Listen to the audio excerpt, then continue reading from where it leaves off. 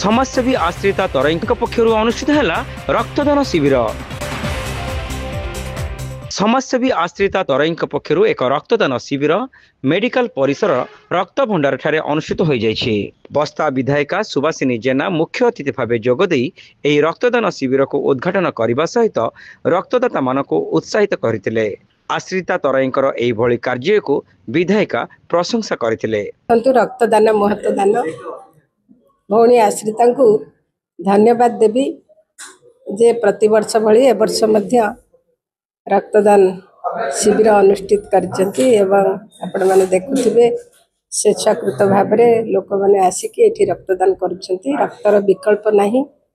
से thalassaemia patient हुंतु बा कोनोसी आकस्मिक दुर्घटना हो सब बेले रक्तर घर अभाव देखा देछि ताको आखि आगे रखी भौणी जो पदक्षेप नहीं अंतरर निभृत कोणरू तांको साधुवाद दउछि, धन्यवाद दउछि। समस्त को आपण माने गणमाध्यम बंधु माने भाई माने आपण माने को माध्यम रे आह्वान करिबे आसंतु समस्ते स्वेच्छाकृत भाव में रक्तदान करबा, रक्तदान दे कहार जीवन बंचाइबा। जिला परिषद अध्यक्ष नारायण प्रधान सम्मानित अतिथि भाव जोगदे रक्तर विकल्प नहीं एवं रक्तदान महत्वदान बोली कहिथिले।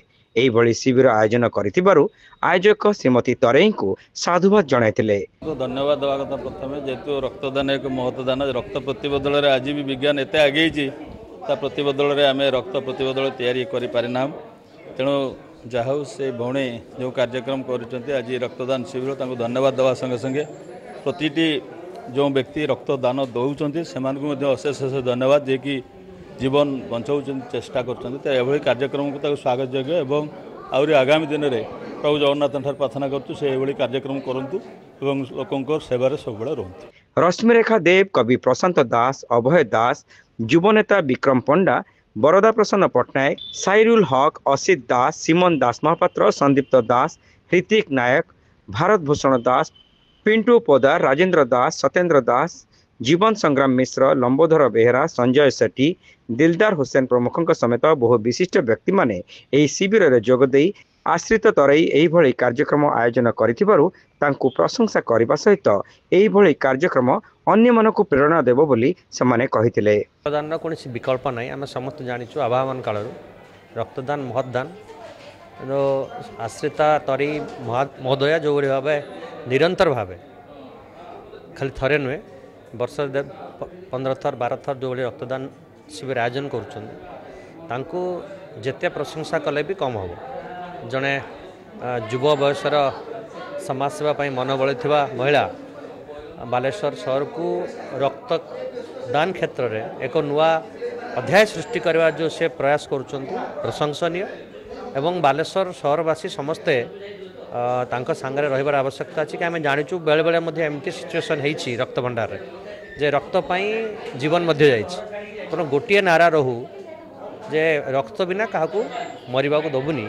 ये जो संकल्प नहीं समस्ते आगेवा। आम बालेश्वर केबे भी रक्त रे आज भी जहाँ रिपोर्ट कहूँ बालेश्वर ओडिशा रे पाखापाखि 1 नंबर अच्छी रक्तदान क्षेत्र में। तेणु ताकू आश्रिता तरी महोदय आउरी आगू बढ़ाऊँ आम समस्त समर्थन संगे अच्छी उज्जवल भविष्य कामना कर। आश्रिता तरई यही कार्यक्रम में पौरोहित्य करने सहित रक्तदान एक महत्वदान एवं गोटिए रक्त गोटिए जीवन बंचाई पारिबो बोली कहिथिले। बालेश्वर रक्त भंडार रे रक्तर अभाव को लक्ष्य करी एही भली रक्तदान शिविर आयोजन करिसेंती बोली से कहिथिले। नमस्कार, मु आश्रिता तरई प्रत्येक वर्ष भली ए वर्ष मध्ये रक्तदान शिविर आयोजन करछि। आसंतु आमे समस्ते मिलमिशि रक्तदान करवा समस्त आम किपरि ब्लड जगै पारिबा से व्यवस्था आम सब एठार करछु।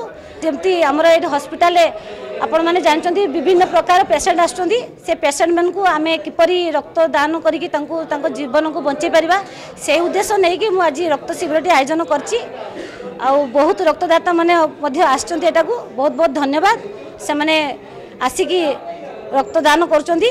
शिविर शेष सुधा 66 यूनिट रक्त संग्रहित होइतिला। तांकर बहुत शुभेच्छु एवं तांको परिवार लोकंक सह बहु महिला एही शिविर परिचालन रे सक्रिय सहयोग करथिले।